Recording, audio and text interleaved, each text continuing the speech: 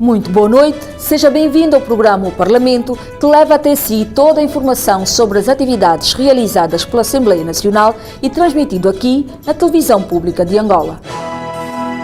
Angola assume pela primeira vez a presidência rotativa do Fórum Parlamentar da SADC. À frente da organização, Fernanda Piedade Dias dos Santos terá o desafio de estabelecer com todos os presidentes dos parlamentos nacionais da região da África Austral uma coordenação permanente para levar a bom porto os objetivos traçados para o Fórum.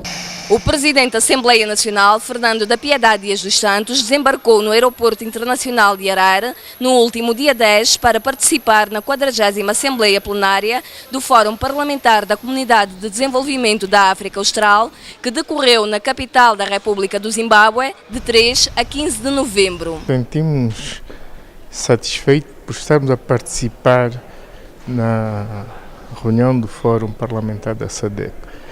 Naturalmente, a confiança que nos está a ser depositada é para nós motivo de um certo orgulho, mas também um assumir de maiores responsabilidades. Nós vamos continuar a fazer o nosso trabalho. A nossa delegação está preparada para ter uma participação ativa e construtiva. A candidatura à presidência do Fórum Parlamentar da SADC para o biênio 2016-2018 motivou Fernando da Piedade Dias dos Santos a estabelecer vários encontros de cortesia com os seus homólogos da região da África Austral. Aliás, antes da sua chegada a Harare, já a delegação parlamentar angolana trabalhava para o efeito. Angola apresentou a sua candidatura para liderar, digamos, esta nossa organização. Nesse quadro, nós procuramos fazer o melhor possível o nosso trabalho de casa, contatando os parlamentos, os presidentes dos parlamentos, no sentido de que a candidatura de Angola possa obter o maior número de consensos, digamos assim, consensos, para que possamos, enfim, cumprir o nosso papel como um dos motores, se me permitirem o termo, em parceria com outros países da região. Angola mereceu, no entanto, a confiança dos 13 Estados-membros da SADC presentes no certame, por isso vai agora liderar a organização nos próximos 2 anos. O lançamento da Lei Modelo sobre a erradicação de casamentos prematuros e a proteção de menores em casamento foi o grande destaque da 40ª Assembleia Plenária do Fórum Parlamentar da SADC. Proteger os direitos da criança, garantir o acesso à educação, à saúde e prevenir todo e qualquer tipo de violência são os objetivos deste instrumento legal. Acompanhe já a seguir o desenvolvimento desta matéria. 11 de novembro foi a data de abertura oficial da 40ª Assembleia Plenária do Fórum Parlamentar da SADC. O secretário-geral do Fórum Parlamentar da SADC dirigiu uma saudação especial à delegação parlamentar angolana, encabeçada pelo presidente da Assembleia Nacional, Fernando da Piedade Dias dos Santos. O certame, que congregou 13 estados da SADC, registrou a ausência justificada da República Unida da Tanzânia. Apátridas na região da SADC, o tema sob o qual decorreu o 40º Fórum Parlamentar da SADC suscitou uma ampla discussão entre os deputados.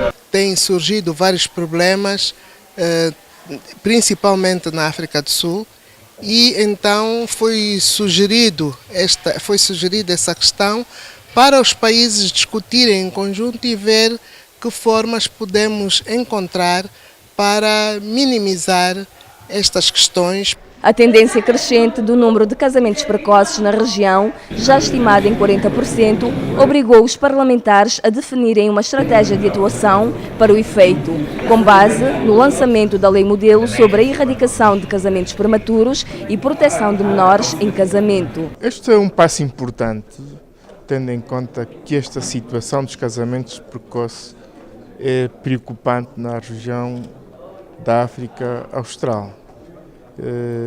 Agora resta que os parlamentos nacionais possam influenciar para que esta lei possa ser incorporada nos seus regimes jurídicos nacionais.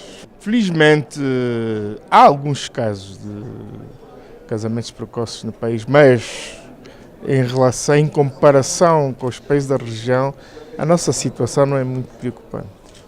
Bom, nós vamos levar a lei para o país para ser analisada pelos órgãos competentes, mas devo já dizer que o nosso regime jurídico já defende de forma satisfatória esta situação. Temas como a paridade de género, os casamentos prematuros, a violação dos direitos humanos, os casos de VIH-Sida, a pobreza, a discriminação da mulher, a falta de proteção dos direitos da criança e a crise energética nos países da SADC estiveram no topo da agenda do Fórum Parlamentar. A lei angolana dá direito ao casamento aos 18 anos. Mas nós sabemos que às vezes há aqueles casos que vão surgindo e que para salvaguardar e proteger os jovens menores, até os 16 anos, o ordenamento jurídico prevê até os 16 anos, mas menos que isso não, e o resto é tudo legalmente a partir dos 18 anos. A República do Zimbábue albergou pela quinta vez o Fórum Parlamentar da SADC, uma realidade inédita nos 19 anos de existência daquela organização. Mais uma etapa vencida. Fernando da Piedade Dias dos Santos é o novo presidente do Fórum Parlamentar da SADC. A missão não será fácil. É necessário um forte empenho para conseguir transformar o Fórum em Parlamento Regional. A perspectiva é de muito trabalho, mas eu recebi a solidariedade dos outros presidentes e penso que com o apoio e o engajamento de todos poderemos levar a nossa missão a bom porto. E fizemos um apelo que era necessário uma concertação permanente para traçarmos estratégias e refletirmos sobre decisões importantes que preocupam a organização. E também verificamos que é necessário atualizar os regulamentos e alterar alguns procedimentos que têm criado alguns constrangimentos. Vamos aproveitar este período para, de facto, materializar a necessidade do português e do francês serem, de facto, línguas de trabalho no nosso fórum parlamentar. Comemorada de forma especial dentro e fora do país, a nossa independência é o símbolo da libertação da nação angolana. Este ano, o presidente da Assembleia Nacional, deputados e funcionários parlamentares celebraram a data com a comunidade angolana residente no Zimbábue. Distantes de casa, mas com Angola no coração. 11 de novembro, aquela que é considerada a mais importante conquista da história do país, foi celebrada de forma efusiva pela delegação parlamentar angolana que participou na 40ª Assembleia Plenária do Fórum Parlamentar da Comunidade de Desenvolvimento da África Austral, em Harare. A todos os angolanos eu tenho que dizer que temos que defender a nossa soberania para guardar este grande dia que nunca na vida há de passar. Os nossos filhos, os nossos netos terão que conhecer a nossa história, a nossa luta e a luta de conseguir defender a soberania que todos vós, toda a juventude, toda criança vai saber defender, e eu aconselho que lutemos para defender a soberania, para o bem do país, para a democracia, para o maior desenvolvimento do país. Unidos. Pedro Henrique Valneto, o embaixador de Angola acreditado no Zimbábue, juntou no mesmo espaço deputados da SADC, diplomatas, líderes da comunidade angolana e classe estudantil residente naquele país. O objetivo foi o de assinalar os últimos 41 anos de independência, que, segundo o diplomata angolano, representa a fase mais recente de um processo desencadeado há muitos séculos para a edificação de uma Angola unificada, politicamente estável e com uma economia próspera. Apesar de não ter acompanhado a luta pela libertação de Angola do jugo colonial português, este jovem também expressou o significado da data. Estou feliz porque é o meu país e sinto-me honrado por ter esse privilégio de cantar aqui ao lado de várias entidades, não só de Angola, não só de África, também como do mundo. A gala foi abrilhantada por momentos de destaque que visaram a promoção da cultura angolana.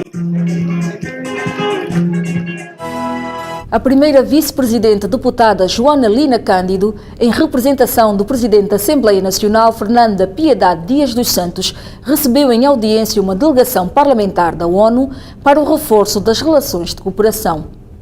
A primeira vice-presidente da Assembleia Nacional, deputada Joana Lina Cândido, recebeu em audiência na última segunda-feira o representante permanente junto das Nações Unidas, Alexis Lamec. O também embaixador da República da França em Angola veio ao Parlamento para falar da situação política na vizinha República Democrática do Congo. Well, the UN is extremely present in the DRC. There is a Estados Unidos está presente operation. nas Nações Unidas, está tanto em várias operações, tanto na DRC, RDC. But now it's up to the Congolese themselves to complete Agora depende dos congoleses a complementarem, the electoral process. a complementar o processo eleitoral.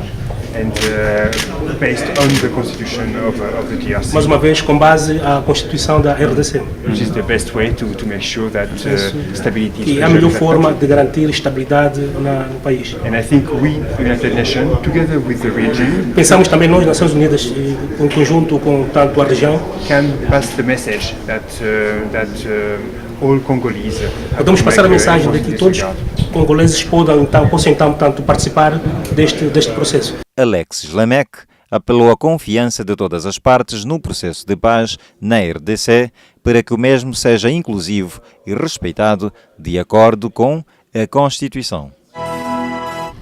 O relatório Parecer Conjunto do Orçamento Geral do Estado para o exercício económico de 2017 recebeu cunho para aprovação na Generalidade em plenário. Os deputados da primeira e quinta Comissões de Trabalho Especializadas aprovaram o documento por 19 votos a favor, 4 votos contra e nenhuma abstenção. Eis o essencial. As Comissões dos Assuntos Jurídicos e Constitucionais e da Economia e Finanças da Assembleia Nacional deram parecer favorável à aprovação na generalidade da proposta de lei do Orçamento Geral do Estado de 2017. Numa reunião conjunta realizada na semana passada, o presidente da Comissão de Economia e Finanças, deputado Manuel Nunes Júnior, garantiu que o documento está em condições de ser aprovado na generalidade pelo plenário. Quando se aprova na generalidade, está-se a dar o cunho de aprovação ao facto de a proposta conter todos os elementos formais que a Constituição e a demais legislação do país determina que sejam observados. Neste momento em que se procede à discussão na generalidade, os aspectos mais importantes têm a ver fundamentalmente com os aspectos formais que devem ser observados para que o documento seja acolhido formalmente pela Assembleia Nacional com vista à sua discussão, aí sim, uma discussão mais técnica que é feita na especialidade. Com o cunho dos parlamentares, o documento segue para discussão na especialidade com o Executivo e os parceiros sociais, visando, assim, o recolher de contribuições para melhorar a qualidade deste importante instrumento de gestão do país. E é sobre o Orçamento Geral do Estado que vamos continuar a falar, desta vez num espaço reservado para o cidadão. –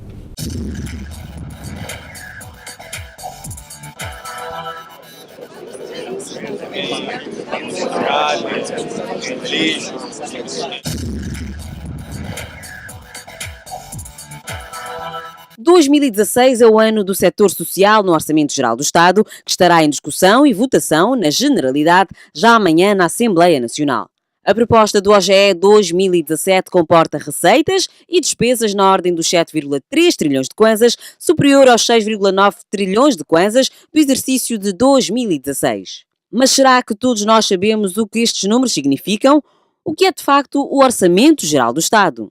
Eu sei muito pouco sobre o Orçamento Geral do Estado. São contas que os nossos governantes reúnem no final do ano,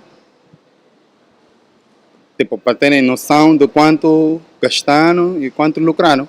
É o resultado ou a síntese de arrecadações de todas as receitas a nível nacional, como também as exportações do produto interno para outros países. São valores associados sob aprovação de capacitação durante o ano para vários projetos. É o dinheiro que o governo gasta em hospital, em lixo, em como em água, energia. É o conjunto de contas, de despesas e receitas que o Estado faz. Portanto, vai permitir, né, prever tudo o que são gastos do Estado. Diógenes de Oliveira, vice-presidente da 5ª Comissão de Trabalho Especializada, ajudou-nos a perceber melhor o processo de produção, análise e aprovação, disto que é o mais importante instrumento legal de economia de qualquer país. O Orçamento Geral do Estado não é mais do que a expressão financeira que o Estado dá àquela que são as suas propostas de realização. E aí, os planos, os programas que existem, para serem materializados, é necessário que haja a disponibilidade financeira. É através do Orçamento Geral do Estado que se faz a cobertura da realização das principais necessidades do Estado. Então, de um lado, nós temos a receita e, do outro lado, a despesa para cobrir exatamente as necessidades do Estado. As receitas vêm de onde? Da participação do cidadão. Eu vou dar-lhe exemplos. Nós, como trabalhadores, pagamos um imposto ao Estado pelo salário que recebemos. Aqui estamos, então, a falar do IRT, o Imposto sobre o Rendimento do Trabalho. Está aqui uma das fontes de receitas do Estado. Mas as empresas também pagam aquilo que é chamado o imposto industrial. Quer dizer que estas empresas e outras instituições, que fundamentalmente, de um lado, aquelas que usam o dinheiro do Estado, do outro lado, mesmo o sector privado, pagam os seus impostos, aí chama-se o imposto industrial. Então, e qual é a origem? Ele exerce uma atividade lucrativa, no fim do ano, ele tem um lucro. Sobre este lucro, há uma componente nos termos da lei que ele tem que dar a sua contribuição. A 10 de novembro de 2015, Sua Excelência José Eduardo dos Santos, Presidente da República de Angola, inaugurou este edifício sede da Assembleia Nacional. Para falar sobre este primeiro aniversário, a nossa equipa preparou um especial com o Secretário-Geral da Assembleia Nacional, Pedro Agostinho de Neri. Uma das mais importantes obras do modernismo arquitetónico em Angola, o edifício sede da Assembleia Nacional, representa um marco na história do país. Inaugurado a 10 de novembro de 2015 pelo Presidente da República, José Eduardo dos Santos, o majestoso edifício passou desde então a fazer parte dos cartões postais da cidade capital, mas mais do que isso, a nova sede do Parlamento angolano representa também um avanço no que toca à concretização das tarefas da Assembleia Nacional.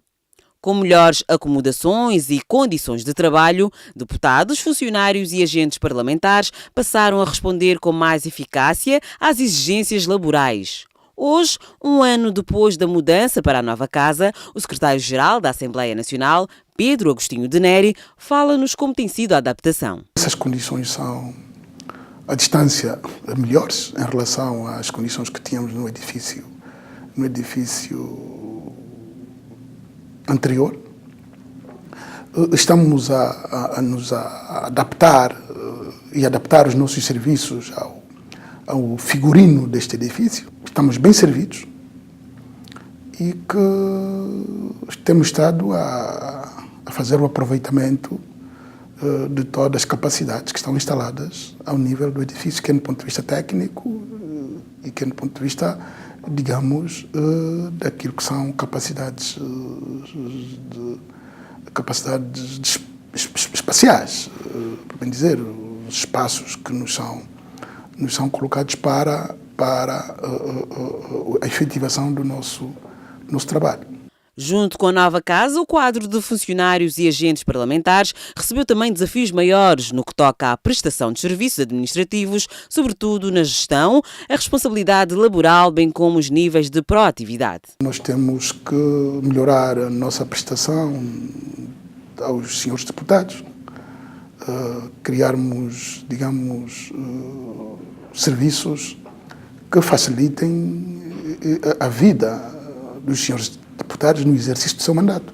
Portanto, nós somos um órgão de apoio técnico administrativo, temos as condições os materiais reunidas e daí temos que buscar uma maior eficiência e eficácia na prestação dos nossos serviços aos senhores deputados e a toda a comunidade parlamentar. É a melhoria contínua dos serviços de administração parlamentar. Preciso perceber que a administração é um processo que requer melhorias permanentes. Temos estado a partir por aquilo que é o básico, que é a formação dos nossos técnicos, e temos estado a apostar fundamentalmente nas tecnologias de informação.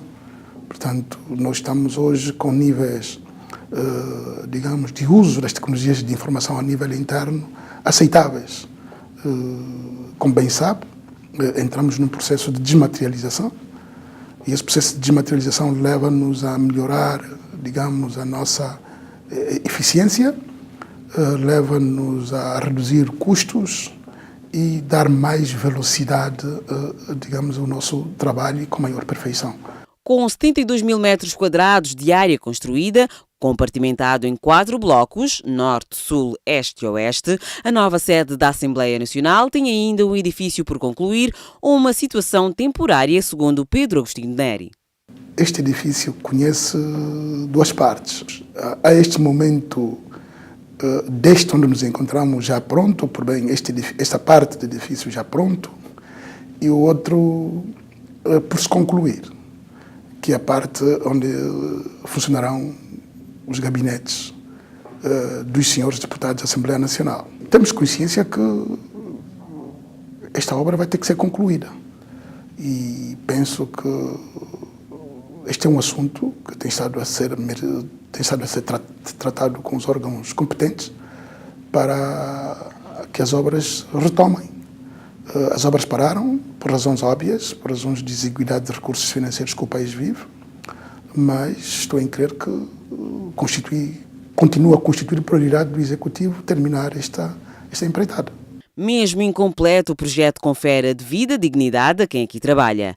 As instalações contam com uma sala para reuniões plenárias, um salão nobre para cerimónias oficiais, 3 restaurantes, 2 salas de reuniões e diversos gabinetes de trabalho, uma regi central, uma sala destinada a conferências de imprensa, para além de 2 estacionamentos e uma ampla área externa de lazer.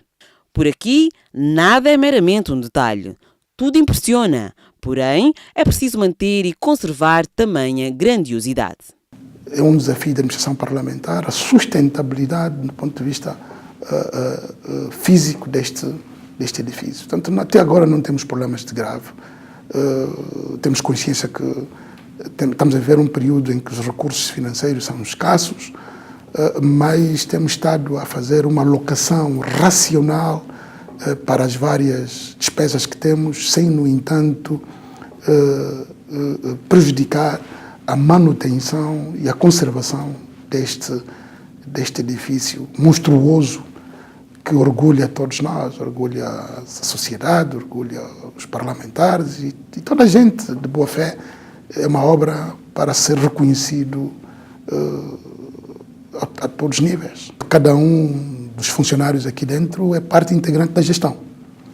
Portanto, manter o edifício nos seus níveis implica que todos nós estejamos empenhados nesta grande empreitada.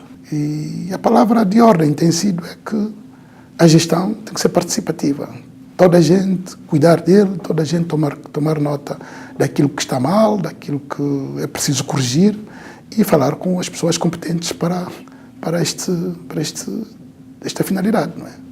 Que é manter o edifício sempre funcional e bem apresentado. Uma obra que orgulha quem aqui trabalha e desperta o interesse de quem está de fora. Tornou-se, digamos, um elemento turístico, um elemento a ser visitado pelos turistas. E temos estado a criar capacidade suficiente para dar resposta a esse aspecto, digamos, esse manifesto de interesse que a sociedade tem tido em visitar os nossos espaços de trabalho. Um edifício que enche os olhos de quem vê, mas não se cansa de admirar. E por hoje ficamos por aqui, com a garantia de que regressamos daqui a 15 dias para informar-lhe sobre a vida, a dinâmica e o dia-a-dia desta magna Casa das Leis, o Parlamento mais perto de cada angolano. Boa noite.